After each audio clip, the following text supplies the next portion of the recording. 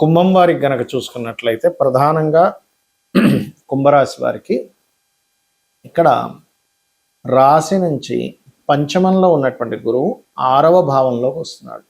చాలామంది భయపడుతుంటారు, అయ్యో 6లో ఉన్నాడండి, అయ్యో షష్టమంలో తిరుపతి మంచిది కాదు కదా.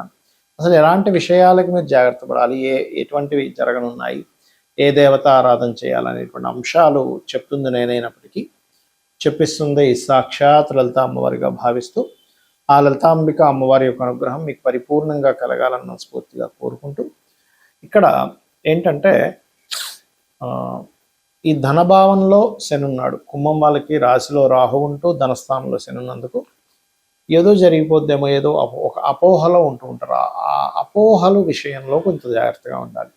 అయితే ధనస్థానంలో ఎల్నాడు శని నడుస్తూ శని ఎప్పుడైతే 2వ స్థానంలో ఉన్నాడో ఇక్కడ మీరు ఈ ధన సంబంధించినటువంటి విషయంలో మీకు బాగా అనుకూలత పెరగాలి అంటే ఓం ధర్మాధ్యక్ష ధనాధ్యక్ష ధనధాన్య వివర్ధిని నమః అనే మంత్రం చేయండి. అయితే ఎప్పటి నుంచి అయితే మీకు గురువు 6వ భావంలోకి వస్తాడో, మరి 6వ స్థానం మంచి స్థానం కాదు కదా అంటే నిజమే, కానీ అక్కడ ఉండేటువంటి గురువు ధనస్థానాన్ని వీక్షిస్తాడు కాబట్టి గతంతో పోల్చుకుంటే ఖచ్చితంగా ఈ యొక్క ధన సంబంధించినటువంటి విషయాలలో మంచి అనుకూలత ఏర్పడనుంది.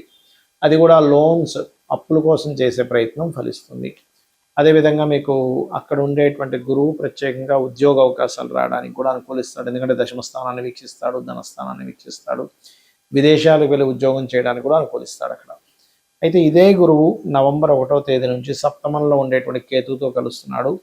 1 నుంచి 25 వరకు ఆ 2 గ్రహాలు కలిసి ఉంటాయి. మరియు నవంబర్ 25 తర్వాత నుంచి మనకి కేతు 6లోకి వచ్చేస్తాడు. గురువు సప్తమంలోనే నవంబర్ 1 నుంచి 45 రోజుల పాటు ఉండి డిసెంబర్ ఎండింగ్ ఆ టైంలో కొంచెం మళ్ళీ మీకు కర్కాటకంలోకి వస్తాడు. అయితే ఎప్పుడైతే మీకు గురువు సప్తమంలో ఉంటాడో కొంతవరకు గురుబలం అనేటువంటిది లగ్నానికి రావడం వల్ల కొన్ని విషయాల్లో కొంత రిలీఫ్ రావడము, కొంచెం వివాహ సంబంధించినటువంటి విషయాల్లో ఏవైతే ఆటంకాలు ఏర్పడుతున్నాయో ఆ యొక్క ఆటంకాలన్నీ కూడా తొలగడం అనేటువంటిది చాలా స్పష్టంగా చూపిస్తుంది. ఇక మీరు నిత్యము చేయవలసిన దేవతారాధన విష్ణు సహస్రనామాలు ఎక్కువగా చేయండి.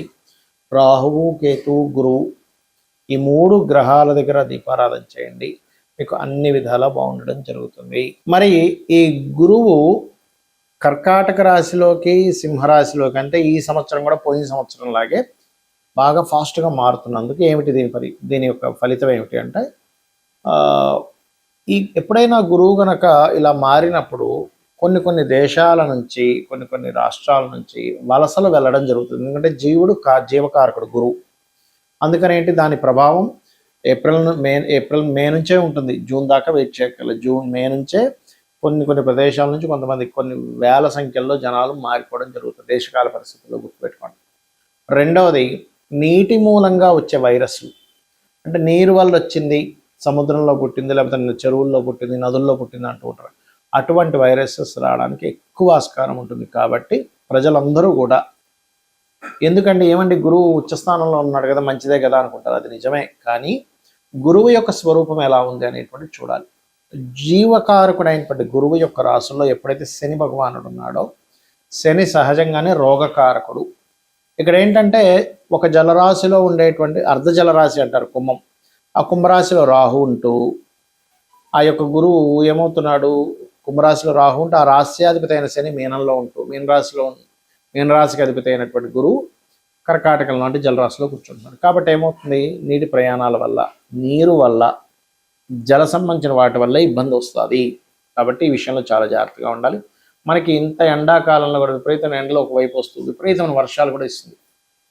అసలు ఏమిటి ఇంత ఎండ వస్తున్నప్పుడు ఇంత వర్షం వస్తుందని అనుకోము. ఎందుకంటే మీరు గమనిస్తే కనుక మే 11, 12 నుంచి కుజుడు కూడా మారుతున్నాడు ఒకవైపు. మనకి కుజుడు ఎప్పుడైతే అగ్నితత్వ రాశుల్లోకి ఎంటర్ అవుతున్నాడో మరలా కొంచెం మళ్ళీ యుద్ధ సంబంధించినటువంటివి తీసుకొస్తూ ఉంటాడు.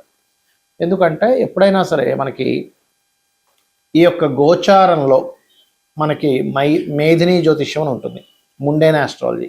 మేధిని జ్యోతిష్యంలో గురువు గనక 3 రాశులు మారితే అందులో మిథునంలో ఉండేటువంటి గురువు ఇప్పుడు కర్కాటకంలోకి వస్తున్నాడు. మరలా ఒక 4-5 నెలల్లో, అంటే June, July, August, September, October, November, ఒక 6 నెలల్లో 5 నెలలు దాటి 6వ నెలలు రాగానే మళ్ళీ సింహంలోకి వెళ్ళిపోతున్నాడు. మళ్ళీ వక్రించి అక్కడ 1 నెలన్నర నుండి మళ్ళీ వెనక్కి వస్తున్నాడు. దీనివల్ల ఏమిటంటే వలసలు వెళ్ళడం కానీ, నీటి మూలంగా ప్రమాదము, సింహంలోకి వెళ్ళినప్పుడు అగ్ని మూలంగా ప్రమాదము, వాహన ప్రమాదాలు పెరుగుతాయి. చరరాశుల్లోకి కర్కాటకంలోకి వెళ్ళినటువంటి గురువు ఎక్కువ వాహన ప్రమాదాలను ఇస్తాడు, గుర్తుపెట్టుకోండి. కాబట్టి వాహనాల మీద వెళ్ళేటువంటి వారు కాస్త జాగ్రత్త వహించండి. నిద్ర వస్తుందా పక్కగా ఆపుకోండి, లేనట్లయితే ఇంత ప్రయాణం నేను చేయలేదనుకుంటే ఎక్కడ స్టే అయిపోండి. ఎక్కువ అతివేగం అనేటువంటిది పనికిరాదు. ఇవి ఖచ్చితంగా జాగ్రత్త పడండి. మరి నీటి మూలంగా రోగాలు వచ్చేటువంటి కాంబినేషన్స్లో గురువు ఉన్నాడు కాబట్టి మీరు చేయవలసినటువంటి తీసుకోవాల్సిన జాగ్రత్తలు ఏమిటి? ఇంట్లో నీరు తాగేటప్పుడు కాచి చల్లార్చిన నీటినే వాడండి. దాని ద్వారా రోగం ఏ రూపంలో అయితే రాబోతుందో ఆ రూపాన్ని మీరు అవాయిడ్ చేసిన వాళ్ళు అవుతారు. ప్రధానంగా గుర్తుపెట్టుకోండి. ఆ రకంగా చూసుకోండి. అలాగే మరొక విషయం ఏమిటి అని చెప్పి చూసుకున్నట్లయితే ఇక్కడ ఈ యొక్క రాశివారు ప్రధానంగా అంటే ఈ అన్ని రాసుల వారికి నేను చెప్పబోయేది, అన్ని రాసుల వారు కూడా ఏదైనా ఒక కొత్త కోర్సెస్ ఉంటుంటాయి. కొత్త కోర్స్ కోసం ఇక్కడ డబ్బులు కట్టామండి, అయ్యో ఆ తర్వాత ఫ్రాడ్ అని తెలిసిందండి అంటూ ఉంటాం. కాబట్టి ఏంటి, ఈ ఆన్లైన్ మోసాలు పెరగడం మీరు గమనిస్తే కనుక ఈ గురువు కర్కాటకంలో ఉన్నప్పుడు దొంగ బంగారం బయటపడుతూ ఉంటుంది. అయ్యో ఇదంతా ఫ్రాడ్ అంట, అయ్యో మనం ఇలా అనుకున్నాము. ఎందుకంటే రేట్లు పెరగడం తరగడం అనేది సంవత్సరం అంతా ఉంటుందని చెప్పాను నేను. విపరీతంగా పెరుగుతుంది, మళ్ళీ తగ్గిపోతూ ఉంటుంది. అయితే ఇది ఒక రకంగా చెప్పాలంటే షేర్ మార్కెట్లో బాగా ఆడితేరినటువంటి వారికి ఈ గేమ్ కనుక బాగా అర్థమైతే కరెక్ట్గా తగ్గినప్పుడు కొని పెరిగినప్పుడు అమ్మేస్తూ ఉంటారు. అంటే ఒక ధనం సంపాదించుకోవడానికి మంచి మార్గమే, కానీ అప్పులు చేసి మాత్రం ఎట్టి పరిస్థితుల్లో అలాంటి డెసిషన్స్ తీసుకోకండి. ప్రధానంగా ఈ గురువు ప్రధానంగా ఏంటంటే గురువు యొక్క ప్రభావం మీకు తగ్గాలి అంటే పరిహారం ఏం చేసుకోవాలి? ఇక్కడ గురువు యొక్క ప్రభావాన్ని నెగిటివ్ వైపు తీసుకెళ్లేటువంటి గ్రహాలు శని రాహువులు అయ్యారు. కాబట్టి శనికి రాహుకి ప్రధానంగా దీపారాధన చేయండి. నువ్వుల నూనె ఆలయాల్లో దానంగా అంటే మీరు ఇస్తూ ఉంటారు కదా, దీపారాధన కోసమనో వంటల కోసమనో, అలా నువ్వుల నూనె ఇవ్వండి. నువ్వులతో చేసినటువంటి 4 ఉండలు లాంటివి మనకి తయారు చేసి అమ్మవారి దగ్గర పెట్టి దాన్ని ప్రసాదంగా తీసుకోవచ్చు. లేదా నువ్వుల ఉండలు ఎన్నో ఉండలు తయారు చేసి వాటిని ఎక్కడైనా ఆలయంలో వచ్చి స్త్రీలకు పంచిపెట్టకూడదు. ఎందుకంటే ఎవరైనా ప్రెగ్నెన్సీతో ఉన్న స్త్రీ కనుక నువ్వులు ఉండ తిన్నట్లయితే ప్రెగ్నెన్సీ విచ్ఛిన్నం అవుతుంది. కాబట్టి అలా వారికి మాత్రం పంచిపెట్టకండి దయచేసి. అలాగే మరొక విషయం ఏంటంటే ఈ గురువు ఒక రకంగా చెప్పాలంటే కొంత గ్రోత్ కూడా ఇస్తాడు కొన్ని విషయాలకి. విద్యారంగం సంబంధించిన విషయంలో గ్రోత్ అనుకోండి, లేనట్లయితే కొన్ని అంశాల్లో మంచి గ్రోత్ అనేటువంటిది జరుగుతుంది. కాబట్టి ఈ విషయంలో మీరు ఎవరైనా సరే గతంలో కొన్ని బ్యాక్లాగ్స్ ఉండిపోయాయి, మళ్ళీ నేను అది ఆన్లైన్ త్రూగా కంప్లీట్ చేసుకుందాం అనుకునేటువంటి వారికి మాత్రం కంప్లీట్ పాజిటివ్ ఫలితాలు ఇస్తారు ఇక్కడ. కాకపోతే కాస్త అధిక వర్షాలు, అధిక జలము, సునామీలు లాంటివి రావడం, నదులు ఆనకట్టలు కొన్ని కట్టవడం, తెగడం, ఒక్కోసారి మనం చూడండి విపరీతమైన వర్షం వల్ల ఆ మధ్య ఒకసారి విజయవాడలో ఒక రకమైన వర్షపాతం వచ్చేసింది. అసలు వీధులన్నీ నిండిపోయాయి. ఇలాంటి ఇవి కూడా ఉంటాయి జల సంబంధంగా. కాబట్టి జల ప్రాంతాలకు దగ్గరగా ఉండేటువంటి వారు కాస్త జాగ్రత్తగా ఉండండి. కొంచెం ఎత్తు ప్రదేశాల్లో ఉండడానికి ప్రయత్నం చేయండి. అలర్ట్గా ఉండండి. అంటే ఏదైనా ఎప్పుడైనా సరే సడన్గా పెద్ద వర్షం వస్తే వెంటనే మీరు అక్కడి నుంచి మీ విలువైన వస్తువులతో పాటు మీరు బయటికి ఇంకో దగ్గర షిఫ్ట్ అవ్వడానికి అలర్ట్గా ఉండండి నా మాట విని. అలాగే ఇక్కడ మరొక విషయం ఏంటంటే ఈ సముద్ర తీరాల్లో సముద్రంలోకి చేపలు పట్టడానికి వెళ్ళేవారు, నదుల్లో చేపలు పట్టడానికి వెళ్ళేవారు ఎక్కువ వర్షం పడుతుందని ఏమాత్రం అనిపించినా కొంచెం ఆ సమయాల్లో అవాయిడ్ చేయండి దయచేసి.